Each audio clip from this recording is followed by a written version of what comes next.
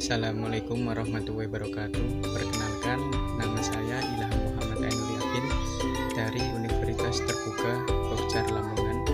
Saya di sini akan menjelaskan tentang ragam bahasa dan organisasi gagasan mata kuliah Bahasa Indonesia. Berikut akan saya jelaskan dalam video selanjutnya. Baik, saya di sini akan menjelaskan terlebih dahulu tentang ragam berbicara.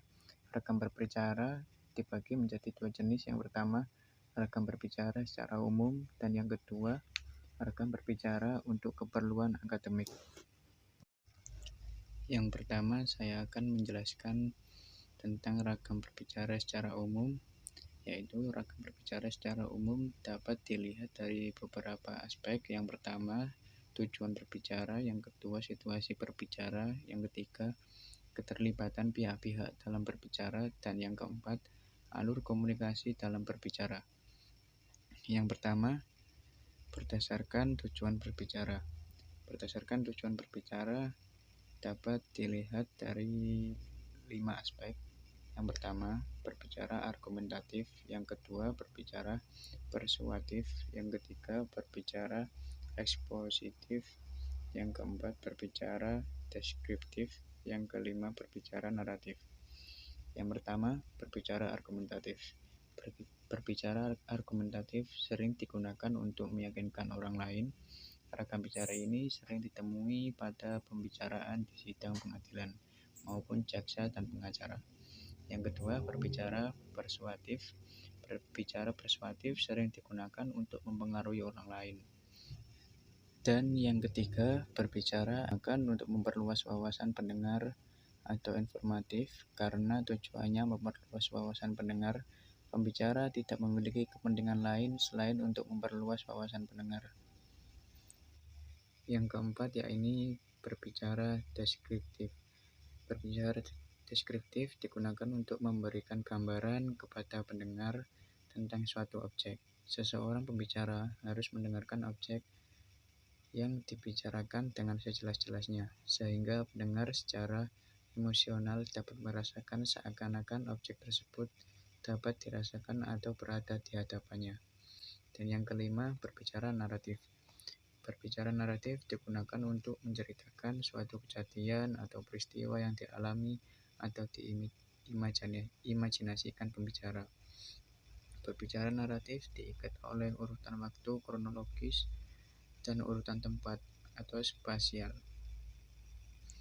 Contohnya saja, berbicara ini sering dijumpai ketika seseorang menceritakan pengalamannya baik untuk kepentingan kesaksian dan perkara hukum maupun hanya pendukung dalam bercengkrama. Yang kedua, yakni situasi berbicara. Situasi berbicara dibagi menjadi dua jenis. Yang pertama, situasi berbicara formal, yang kedua, situasi berbicara non-formal. Yang pertama, situasi berbicara formal disebut berbicara formal karena terkait dengan situasi, tempat, dan prosedur tertentu, seperti acara seminar maupun acara ceramah dan lain-lain. Dan yang kedua, berbicara non-formal. Berbeda dengan berbicara formal, kegiatan berbicara non-formal adalah kegiatan berbicara yang tidak mementingkan unsur gramatikal kalimat dan sangat tergantung kepada kepahaman konteks ketika kalimat itu diucapkan. Contoh, kegiatan berbicara non-formal dapat dijumpai pada kegiatan tukar pengalaman, percakapan, menyampaikan berita, menyampaikan pengumuman, perteleponan, dan memberi petunjuk atau logan dan logan. Yang ketiga, yakni jumlah pihak yang terlibat dalam berbicara. Kegiatan berbicara dalam melibatkan sejumlah pihak yang beragam. Jumlah keterlibatan pihak-pihak dalam berbicara ini juga dapat dijadikan dasar pengelompokan ragam kegiatan berbicara, yakni dibagi menjadi dua, berbicara individual dan berbicara kelompok.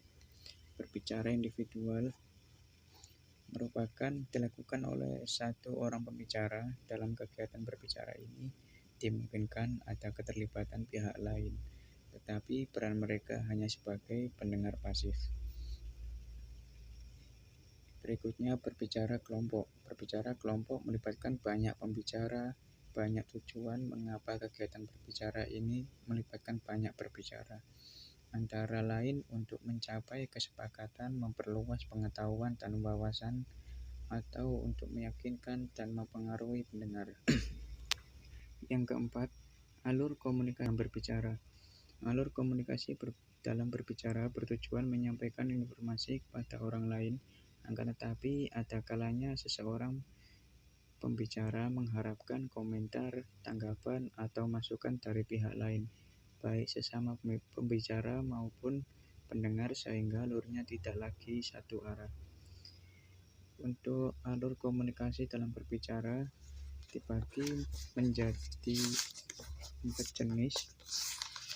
Yang pertama, berbicara monolog. Yang kedua, berbicara dialog. Yang ketiga, berbicara polilog. Yang pertama, berbicara monolog. Kegiatan berbicara ini berlangsung satu arah. Seorang pembicara menyampaikan gagasannya kepada pendengar tanpa mengharapkan komentar atau tanggapan dari pendengar. Yang kedua, berbicara dialog. Berbicara dialog yaitu kegiatan berbicara yang dilakukan dua arah dengan melibatkan banyak pihak. Kegiatan berbicara ini seperti dapat diwujudkan dalam beberapa format. Yang pertama, satu pembicara dengan banyak mitra bicara, misalnya ceramah dan presentasi. Yang kedua, satu pembicara dengan satu mitra bicara, misalnya wawancara. Dan yang ketiga, banyak pembicara dengan satu mitra pembicara, misalnya wawancara atau dialog toko. Dan yang ketiga, berbicara polilog. Polilog adalah jenis kegiatan berbicara yang melibatkan partisipan lebih dari 2 orang atau penutur. Partisipan yang terlibat dalam pembicaraan semua berperan aktif dalam komunikasi. Wacana polilog terjadi seperti pada peristiwa musyawarah, diskusi, ataupun debat. Untuk selanjutnya, ragam berbicara untuk keperluan akademik. Yang pertama, ada wawancara. Yang kedua, diskusi kelompok. Ketiga, debat. Keempat, ceramah. Dan kelima, seminar. Yang pertama, wawancara. Dalam pelaksanaan penelitian, wawancara sering digunakan untuk memperoleh data, baik dilakukan secara lisan maupun tulisan. Menurut KBBI, sedikitnya ada 3 pengertian wawancara, yaitu tanya jawab dengan seseorang, pejabat atau sebagainya yang diperlukan untuk dimintai keterangan atau pendapat mengenai suatu hal untuk dimuat dalam surat kabar, disiarkan melalui radio atau ditayangkan pada televisi. Yang kedua, tanya jawab direksi kepada personil, kepala humas perusahaan dengan pelamar pekerja, dan tanya jawab peneliti dengan narasumber. Di dalam wawancara, ada pula jenis-jenis pertanyaan yang sering diajukan dalam wawancara. Yang pertama, pertanyaan latar belakang atau demografis, seperti pendidikan, jabatan, umur, dan pendapatan. Yang kedua, pertanyaan pengetahuan. Pertanyaan pengetahuan adalah pertanyaan untuk memperoleh informasi faktual yang dimiliki narasumber. Yang ketiga, pertanyaan pengalaman atau perilaku. Yang keempat, pertanyaan opini atau nilai. Pertanyaan opini atau nilai adalah pertanyaan untuk menemukan apa yang dipikirkan orang mengenai beberapa topik atau isu. Yang kelima, pertanyaan perasaan. Pertanyaan perasaan adalah pertanyaan seseorang peneliti untuk menemukan bagian narasumber merasakan sesuatu.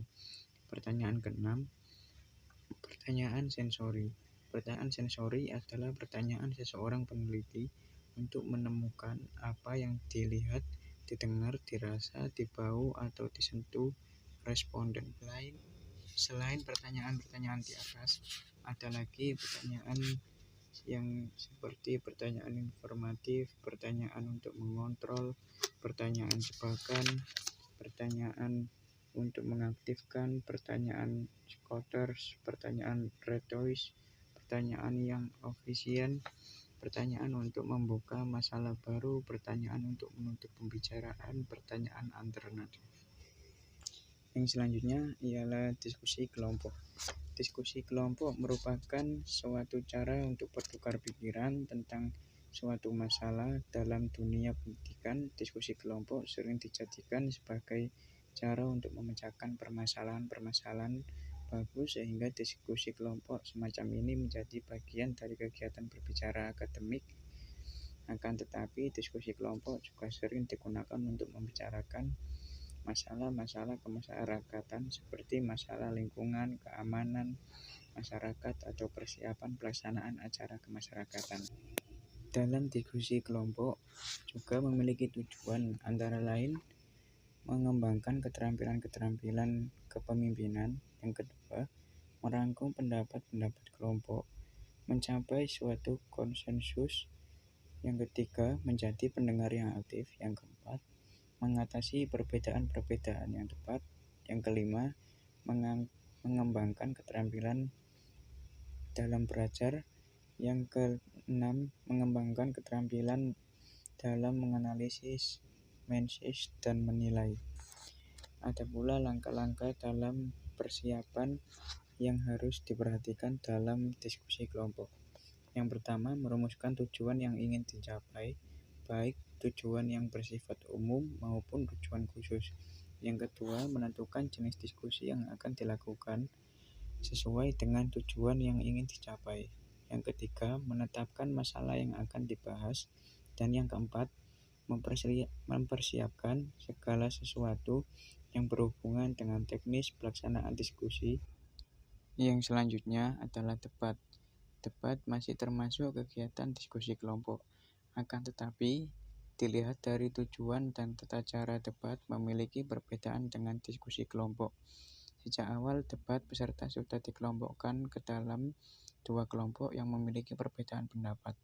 Dengan demikian, dapat diartikan sebagai kegiatan adu argumentasi antara dua kelompok pendukung topik atau alternatif dan kelompok penolak topik atau negatif. Debat juga memiliki ciri-ciri sebagai berikut. Yang pertama, adanya dua pihak yang bertentangan dan saling mempertahankan pendapat yang alternatif atau pihak yang menyetujui topik, dan yang negatif atau pihak yang menolak topik. Dan yang kedua, adanya usaha saling mempertahankan argumen atau pendapat antara kedua belah pihak. Untuk sesi tanya jawab bersifat terbatas dan bertujuan untuk menjatuhkan pihak lawan. Adanya pihak yang berperan sebagai penengah yang biasanya dilakukan oleh moderator. Yang keempat adalah ceramah. Ceramah merupakan kombinasi antara metode hafalan, diskusi, dan tanya jawab. Pendapat ini menegaskan bahwa dalam ceramah sangat dimungkinkan terjadinya tanya jawab. Bagi pendengar yang merasa belum memahami sepenuhnya, dapat mengajukan pertanyaan atau tanggapan kepada pembicara. Biasanya kesempatan ini pada bagian akhir kegiatan ceramah. Yang terakhir yakni seminar. Kata seminar berasal dari kata Latin seminarum yang berarti tanah, tempat menanam benih. Biasanya kegiatan seminar memiliki fokus pada suatu topik dan peserta dapat berpartisipasi secara aktif. Topik tersebut disampaikan oleh seorang pembicara atau lebih. Kemudian peserta dapat bertanya atau menyampaikan tanggapan terkait dengan materi yang disampaikan pembicara. Seminar juga memiliki tujuan tertentu. Yang pertama, meningkatkan kemampuan seseorang dalam menganalisis masalah secara ilmiah. Yang kedua, memantapkan wawasan seseorang terhadap permasalahan ilmiah atau isu-isu ilmiah. Yang ketiga, melatih seseorang dalam menemukan pendapat secara sistematis dan logis. Dalam seminar, peserta juga mendapatkan beberapa manfaat. Yang pertama, melatih untuk bersikap demokratis. Yang kedua, melatih untuk bersikap toleransi.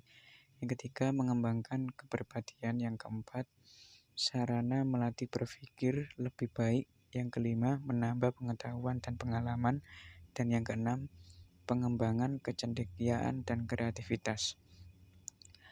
Ada pula kelancaran seminar sangat ditentukan oleh peran dan fungsi pihak-pihak yang terlibat langsung dalam seminar, antara lain pembicara atau pemakalah, yang kedua moderator, yang ketiga notula. Selanjutnya yakni organisasi gagasan. Organisasi gagasan dibagi menjadi dua. Yang pertama, menyampaikan gagasan dalam kegiatan berbicara. Yang kedua, mengorganisasikan gagasan dalam keterampilan berbicara. Yang pertama, menyampaikan gagasan dalam kegiatan berbicara. Menyampaikan gagasan dalam kegiatan berbicara juga harus didukung oleh data atau fakta yang dapat dipertanggungjawabkan kebenarannya. Selain itu, menyampaikan gagasan dalam kegiatan berbicara juga memiliki tujuan. Yang pertama, disampaikan secara terbuka dan didasari pemikiran yang sehat, logis, dan objektif. Yang kedua, disampaikan dengan bahasa yang jelas dan lancar. Yang ketiga, harus mengenai permasalahan dan tidak keluar dari permasalahan yang dibahas. Yang keempat, menghilangkan rasa emosi dan tidak memaksa pendapat harus diterima. Yang kelima, tidak boleh menjelekkan orang lain. Yang keenam, dapat berupa contoh pelaksanaan dari gagasan yang muncul dari orang lain. Dan yang ketujuh, menggunakan kalimat yang singkat, padat, dan jelas untuk mengungkapkan gagasan tersebut. Selain tujuan dalam menyampaikan kegiatan berbicara, ada pula tolak ukur yang perlu diperhatikan oleh seseorang pembicara. Yang pertama, gagasan berhubungan dengan masalah. Yang kedua, gagasan mempercepat pemahaman masalah, menentukan sebuah pemecahan masalah. Yang ketiga, gagasan tidak mengulang gagasan yang pernah disampaikan oleh peserta lain. Yang keempat, gagasan didukung faktor, contoh, ilustrasi, perbandingan, atau kesaksian. Kelima, bahasa untuk menyampaikan gagasan menggunakan kata dalam kalimat yang tepat. Yang keenam, gerak, mimik, nada, suara, tekanan, dan intonasi yang digunakan dapat memperjelas gagasan yang disampaikan. Dan yang terakhir, gagasan dikemukakan dengan sopan dan tidak emosional. Selanjutnya, mengorganisasikan gagasan dalam keterampilan berbicara. Organisasi gagasan dalam kegiatan berbicara berkaitan dengan upaya seseorang pembicara dalam mengelola gagasan yang akan disampaikan. Proses yang dilakukan agar gagasan yang dikemukakan runtut dan lengkap sehingga mudah dipahami oleh pendengar. Mengorganisasikan gagasan dalam keterampilan berbicara dibagi menjadi dua. Yang pertama, kerangka gagasan, dan yang kedua, pengembangan gagasan. Yang pertama, kerangka gagasan. Kerangka gagasan berkaitan dengan susunan dan hubungan setiap gagasan yang akan menjadi pembahasan. Untuk kerangka yang pertama yakni kerangka topik. Kerangka topik adalah kerangka gagasan yang disusun dengan menuliskan rangkaian butir-butir dalam bentuk topik gagasan. Yang kedua yakni kerangka kalimat. Kerangka kalimat adalah kerangka gagasan yang disusun dengan menuliskan rangkaian butir-butir dalam bentuk kalimat. Selanjutnya yakni pengembangan gagasan.